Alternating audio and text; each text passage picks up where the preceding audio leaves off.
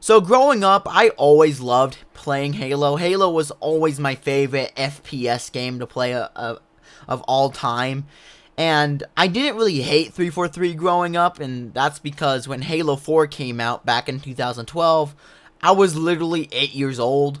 So, and I didn't really play any of the old games much when I was younger. Well, I did play Halo Reach before Halo 4, but that's different, right? Halo 5, didn't really enjoy the campaign much, liked the multiplayer, but now that 343 has done something that is literally incredible, honestly. And don't get me wrong, I do respect Bungie, right? Bungie created the most beautiful music I have ever heard before, right? Marty McDonald, good music, especially in ODST. ODST had some great music, I'm not gonna lie. So did Reach, so did Halo 3, Halo 2, and Halo 1, right? They all had great, fantastic music, right? That I can listen to for hours and hours and hours, dude, alright? But, you know, I understand all the criticisms that 343 get, but honestly, 343 has really improved in the past 2 years, honestly, right? You know, with 343 didn't know how to make a Halo game before 4 and 5, right? And when they made 4 and 5, it wasn't really a true Halo game. Sure, it looked like it, and it kind of looked like Halo, but didn't really feel like Halo. Halo 4 was more Halo-ish. Halo 5 didn't really feel like Halo. It feels like more like Call of Duty, and that makes sense, right? But, you know, I'm honestly super happy on where Halo's coming to, right? First of all, let's talk about the Master Chief, right? Well, I'm not the Master Chief Collection, but yeah, Master Chief Collection, yeah. I'm not going to talk about it for too long, but I want to say one thing about the Master Chief Collection, right? The Master Chief Collection was easily one of the biggest turnarounds in gaming history, right?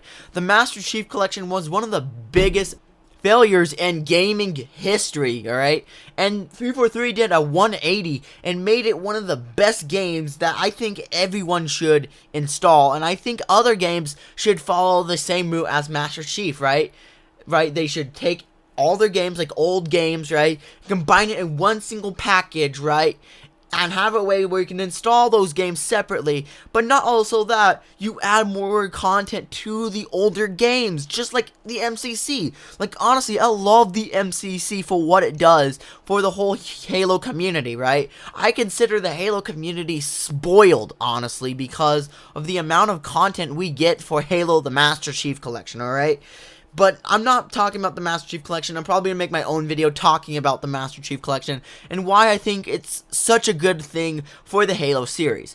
Instead, we're going to be talking about the marketing of Halo Infinite and why it's going to make Halo Infinite the most successful game of 2021 and 2022, alright? So, first of all, let's take a look at, marketing from, for Halo 3. So, when Halo 3 was being released, they had emotional campaigns, right? And these campaigns were like stories from like old Marines back in the war of Halo, right? Against the Covenant, right? And it's some old guy inspecting a brute spiker, right? Saying all these stories about the Master Chief coming and saving his squad, right? And it had like an emotional feel for it. And if you don't know what I'm talking about, please go ahead and go watch the Act Man's video on Halo 3. And honestly, even though I didn't play Halo 3 in its peak, and I was like literally 4 or 5 years old when Halo Infinite came out, it was still an amazing game, right? It's still an amazing game. I still really enjoy Halo 3 to this day. I'm honestly not a big fan of the, campaign. I think the campaign is a little bit overrated. That's the only thing I would say about Halo 3. But besides that, Halo 3 was a good game, right? I liked the campaign, even though I really consider it to be a little bit overrated, which is honestly fine. Everyone can have their opinion about Halo 3, right? Halo 3 also had a great multiplayer. Don't really like the sounds for Halo 3. That's also another complaint about Halo 3 I don't really like. But Halo 3's marketing was insane, dude, right? And I remember this one live action trailer where they had a, what's the word? In this live action trailer, it's a bunch of Marines, right? They're trying to track down the location of where Master Chief was going to land. So they're fighting off brutes, right? There's a medic helping out, and they're being shot at, and it's just so cool. I recommend you guys check that out. I think it was called, hold on, let me look up Halo 3 trailers real quick so I have an idea what they are because I can't really remember them at the top of my head. I should put in trailer real quick. Trailers. Alright. Alright, we have this. We have the Starry Night. We got Believe, First Announcement, Believe Campaign. We got Halo Landfall. There we go. Yeah. Halo Landfall. Amazing. It's like multiple. It's just really interesting, honestly. And honestly, I like the Halo. I like the, those trailers had so much emotion in them, honestly, because you feel what the Marines and what everybody's going through. You can know what war is like, and that's actually a really good thing because war isn't sunshine and rainbows. Basically, war is bloody. A lot of people die, right? There's death. And it's awesome to see all that happen. And seeing all the Marines put in hope towards the Master Chief and knowing that the Master Chief is going to save them, dude. That's powerful marketing there. And that's why Halo 3 was so successful. Because the music made people sad and emotional, right? And there's some awesome moments about Master Chief saving people. And that's really cool. And Halo Infinite's doing the exact same thing. The trailer I want to talk about for Halo Infinite is the recent trailer called Unspoken, right? And honestly, I feel very emotional about that, honestly. It gives me those, emotional vibes I got for Halo 3. Like, I get those Halo 3 vibes from those trailers. That's what I got from this video.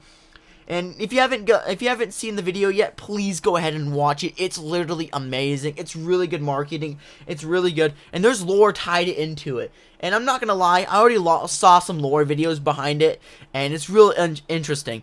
If you don't know what's going on, basically these Marines, right? They were on the planet Harvest, and the story of Halo, the Covenant first invaded a planet called Harvest, and these Marines were on there, right?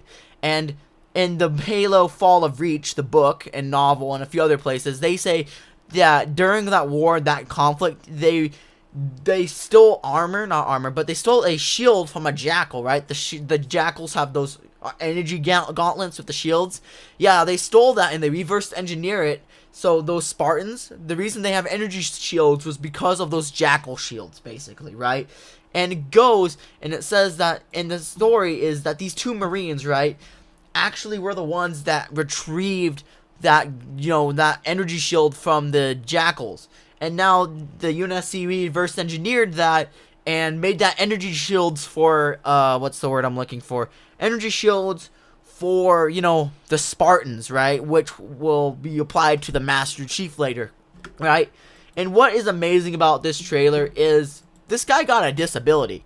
The thing with war is you may enter war as a perfect person, right? Or you don't have any flaws, any physical disabilities, but sometimes war can be brutal on you, right? If you don't die in war, it's most likely going to change you physically and mentally. And that's something in real life that happens to our veterans in real life, right? In war, war is not a video game, right? There are physical long-term consequences from war, right?